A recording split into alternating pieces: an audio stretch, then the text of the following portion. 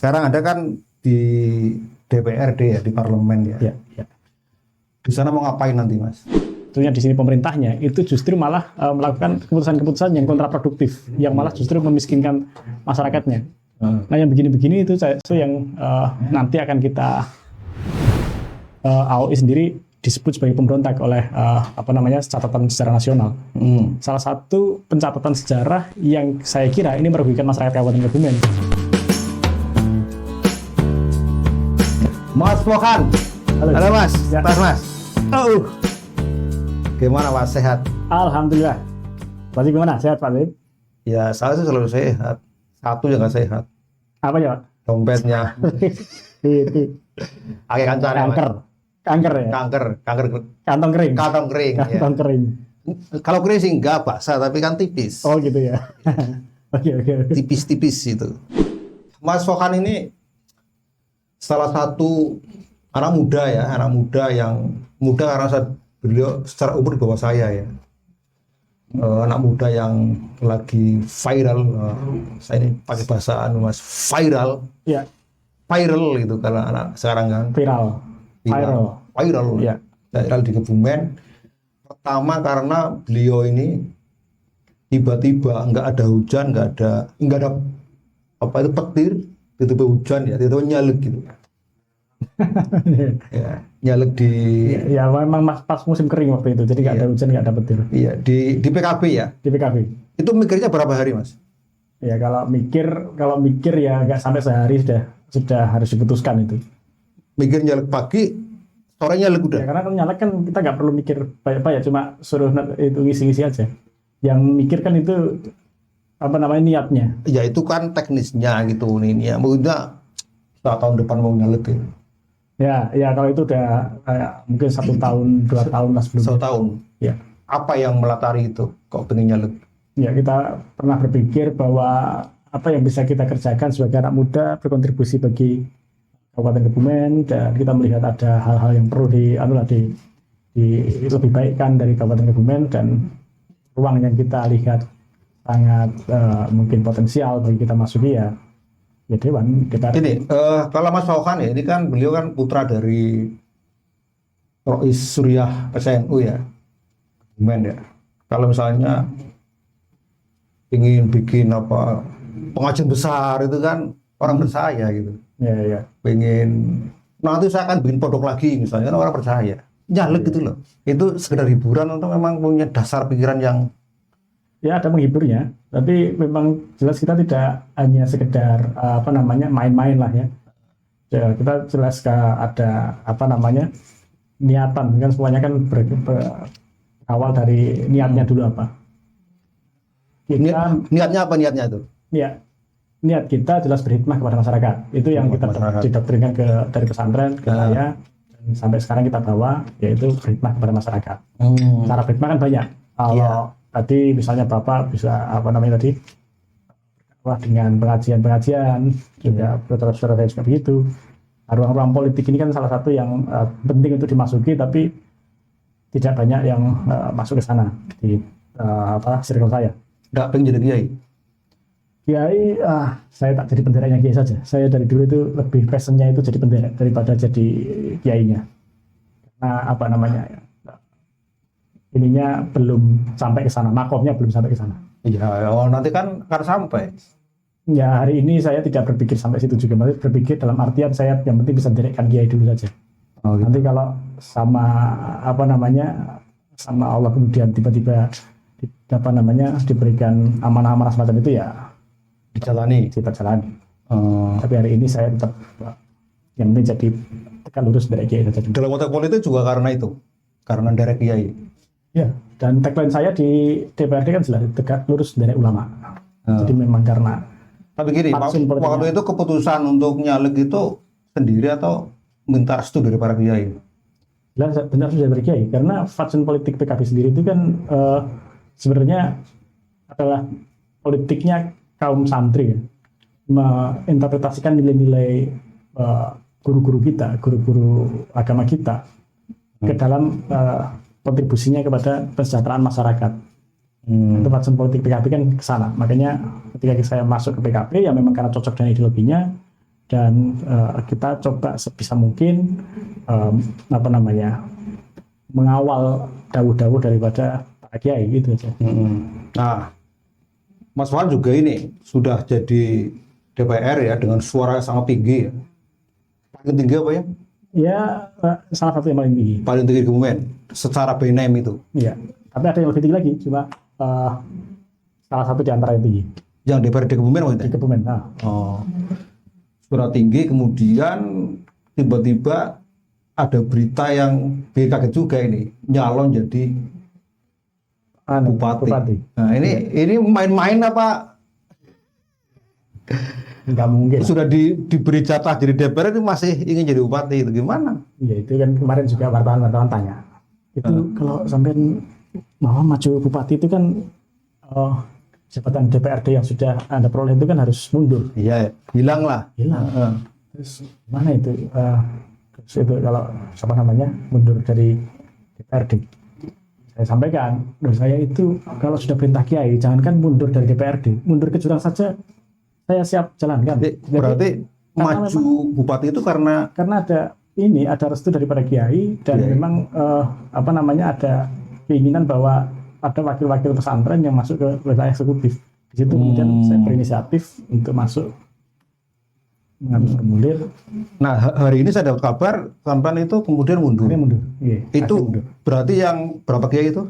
Yang diminta restu? Kita apa namanya 9 kiai yang 9 kiai itu. Itu berarti nggak merestui semua akhirnya? Enggak, saya tidak berhasil melengkapi 9. Jadi saya hanya bisa mengantongi restu 5 kiai. 5 kiai. Yang 4 itu belum? Yang 4 itu cenderung melarang saya justru malah. Jadi 5 kiai itu kita mintai restu, kemudian memberikan restunya. Yang 4 ini karena waktu itu sedang haji, makanya kita tunggu sampai pulang haji. Setelah pulang haji sekitar tanggal 22 sampai tanggal 29 secara berturut-turut kita tanyai dan memang dari hasil istiqorohnya itu justru melarang saya untuk ikut di dalam kontestasi. Tapi kan 5 dan 4 kan banyak 5 mas. 5 mengizinkan, yang 4 kok melarang, kok ngikut yang 4 gimana? Ini bedanya di apa namanya? Ada metode di dalam pesantren itu di mana apa namanya sikap Paulia itu lebih diutamakan atau lebih tinggi sebagai apa namanya yang kita pegang daripada sikap yang sifatnya takfiriyah. Paulia itu artinya memberikan perintah jelas apa namanya disuruh dilarang atau diperintahkan. Nah, itu Paulia. Jadi kalau sifatnya dilarang atau diperintahkan itu lebih kuat daripada hanya takfiriyah. Takfiriyah itu artinya menyetujui aja. Jadi kalau cuma merestui itu kan bisa kita yang minta dan kemudian kiai biasanya itu apa dengan kebijaksanaan yang memberikan restu, mungkin juga apa namanya sebenarnya mungkin melarang tapi karena melihat apa semangat kita kemudian memberikan restu. Tapi kalau melarang itu sudah jelas berarti nggak boleh, hukumnya lebih harus diutamakan itu. Berarti kalau 9 ya, yang 8 itu merestui, yang 1 melarang itu lebih kuat yang melarang. Lebih kuat yang 1 itu daripada yang 8 merestui ini. Nah, itu gitu. Metode kita di pesantren begitu. Nah, itu saya pakainya itu. Itu yang publik nggak paham ya? Iya, itu biasanya kadang-kadang. Harusnya kan 8 kan menang. Ya kalau voting, ya kalau voting menang itu ya. Iya, voting menang kan, 8 mayoritas. Iya. 8 versus 1 kan menang. Betul. Nah, ini kan yang juga terjadi di PBB gitu. Vetonya cuma 5 tapi Iya. Oke.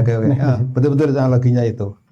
Berarti yang 4 itu melarang jenengan untuk masuk di pilkada ini besok. Di pilkada itu. Akhirnya mundur itu. Nah, akhirnya saya mundur. Dan sekarang udah posisi mundur. Kemarin tanggal 1 Juli saya sampaikan itu di rapat plenonya PKB dan kita sampaikan saya mundur dari kompetisi ini. Oke, berarti untuk yang DPRD nggak hilang ya? Nah, yang DPRD jadi nggak hilang. Dia hilang itu. Hikmah yang bisa saya ambil karena saya kan nggak tahu. Itu maksudnya melarang apa. Jadi wartawan juga tanya, itu maksudnya Kiai kok melarang kenapa itu kok dilarang sama Kiai? Saya bilang sama wartawan, saya itu kalau Kiai bilang larang, saya nggak pernah tanya kenapa. Ya sudah, saya nggak ambil aja kalau dilarang sama Kiai. Saya suruh maju ya maju, mundur ya mundur. Saya nggak tanya kenapa kok harus maju, kenapa kok harus mundur. Saya nggak tanya. Itu tradisi petani yang orang pada nggak tahu kan. Pesantren khasnya gitu. Iya. Nah, sekarang ada kan di DPRD ya, di parlemen ya. Sebagai anak muda. Nah, sebagai orang Kebumen ya. warga Kebumen, 2 anak muda itu. Di sana mau ngapain nanti Mas? DPRD itu. Yang jelas kita nggak 3D, duduk diam duit. Nah itu yang kita akan hindari. Duduknya di sini aja. Duduknya di sini aja. Iya. Di sana kita betul. Ini duduk di sini ini Iya. sama juga sebenarnya mewakili masyarakat, Iya, suara iya. masyarakat. Iya. Karena kalau Pak Tajib itu biasanya kalau ngomong-ngomong ke publik itu mewakili suara masyarakat. Itu duduk yang benar. Iya. Nah, saya kira kita nggak cuma jadi paduan suara ya di dalam DPRD. Anak muda itu berangkat ke politik, menurut saya ya. Nanti mungkin bisa survei lagi atau diteliti lebih jauh.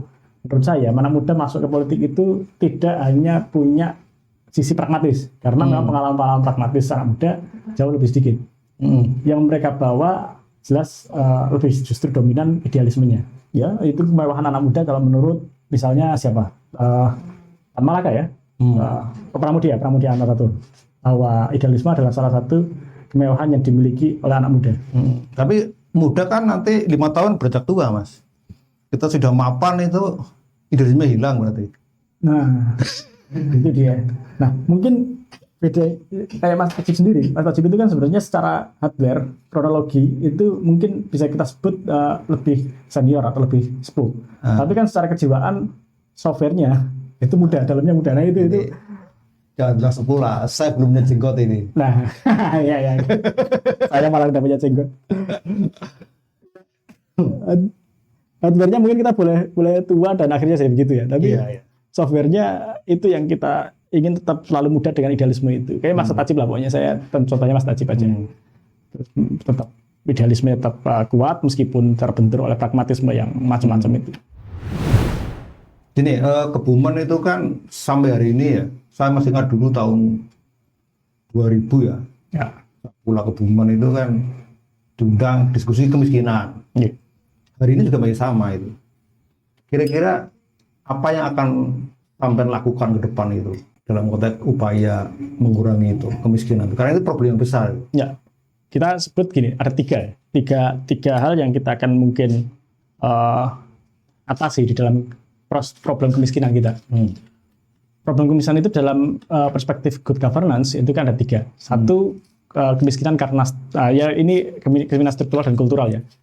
Satu karena sistemnya yang membuat orang miskin. Ya, yang kedua karena penanggung jawabnya. Yang ketiga karena individunya sendiri.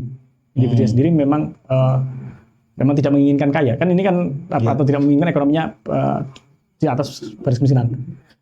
Kita nggak mungkin menaikkan orang-orang di bawah garis kemiskinan pas garisnya, kan nggak mungkin itu. Kita tetap miskin. Kita akan naikkan di atas garis kemiskinan. Nah, itu kalau orangnya mau, individunya mau. Itu kalau kita perspektifnya individu. Tapi kita juga melihat jangan-jangan individunya itu pengen ekonominya di atas garis kemiskinan. Tapi sistemnya nggak mendukung.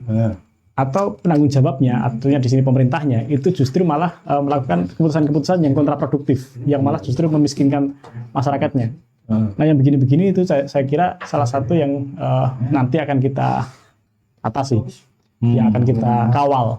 Sebagai DPR kan lewat kebijakan, mau bikin kebijakan apa? Ya, kita kalau DPRD itu kan sifatnya mengawasi kebijakan dan memproduksi peraturan daerah yang nanti akan jadi keputusan kebijakan oleh eksekutifnya, yang nanti juga akan dikerjakan oleh misalnya kepala daerah. Nah, kita akan fokus di pembuatan peraturan daerah yang penting untuk dieksekusi di Kabupaten Kebumen. Itu saya kira kerja-kerja politik di DPRD nanti saya. Sama itu di DPR paling muda ya? Apa ada yang lebih muda lagi? Masih ada yang lebih muda. Ada yang lebih muda. Di PKB sendiri paling muda itu ada di usia 22 ya, 23. 22. Itu baru mahasiswa itu. Iya, baru kemarin masih mahasiswa waktu maju kalau tidak salah. Iya. Itu paling muda di kemarin di kontes pileg di Kabupaten Kebumen paling muda.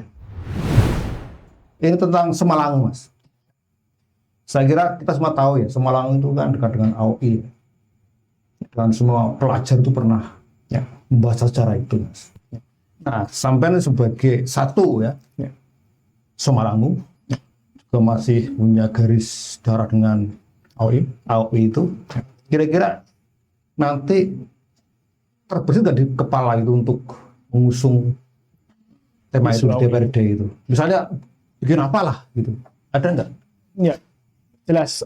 Itu salah satu yang kita juga akan nanti upayakan secara serius ya, karena AOI ini kalau mungkin bagi yang mungkin sudah lupa kalau misalnya belum tahu, AOI ini kan satu kelas karan di Kabupaten Kebumen yang tercipta di sebelum tahun 1950, yang organisasi ini kemudian dibubarkan pada tahun 1950 karena dan juga terjadi peristiwa di tahun 1950 itu yang akhirnya memunculkan satu rentetan kronologi sejarah di mana AOI sendiri disebut sebagai pemberontak oleh catatan sejarah nasional. Salah satu pencatatan sejarah yang saya kira ini merugikan masyarakat Kabupaten Kebumen karena dibanjiri oleh sejarah yang secara validitas sangat lemah. Nah, DPRD tentu saja salah satu ruang di mana kita ingin supaya sejarah yang justru merugikan masyarakat Kebumen ini bisa dibenarkan, diluruskan, sehingga masyarakat Kebumen tidak dibanjiri oleh hoax, tapi justru malah sejarah-sejarah yang faktual yang bisa memberikan mereka inspirasi ke depan. Artinya ada pikiran ke sana. Ya, ada pikiran ke sana. Oke. Saya kira itu nanti banyak yang dukung, Mas. Amin. Ya, terima kasih. Kalau kita lihat kan keturunan pejuang itu kan banyak gitu. Nggak cuma itu sih, ini konteksnya kan sejarah gitu ya. Iya. Bagaimana bangsa kita ya bisa mewarisi sejarah yang faktual tadi. Iya. Dan memberikan inspirasi bagi betul. Nah, karena membuka peristiwa masa lalu bukan luka tapi justru memperbaiki masa depan. Betul, siap. Saya kira itu. Oke, terima kasih. Ini obrolan pertama dengan Mas Fohan ya, anggota DPR Kebumen ya. Saya lebih seringnya kok santri gitu ya. Kalau politisi kok kayak ya udahlah. Ya. Apalah. Ya, terima kasih. Jumpa lagi di video berikutnya. Assalamualaikum warahmatullahi wabarakatuh. Waalaikumsalam.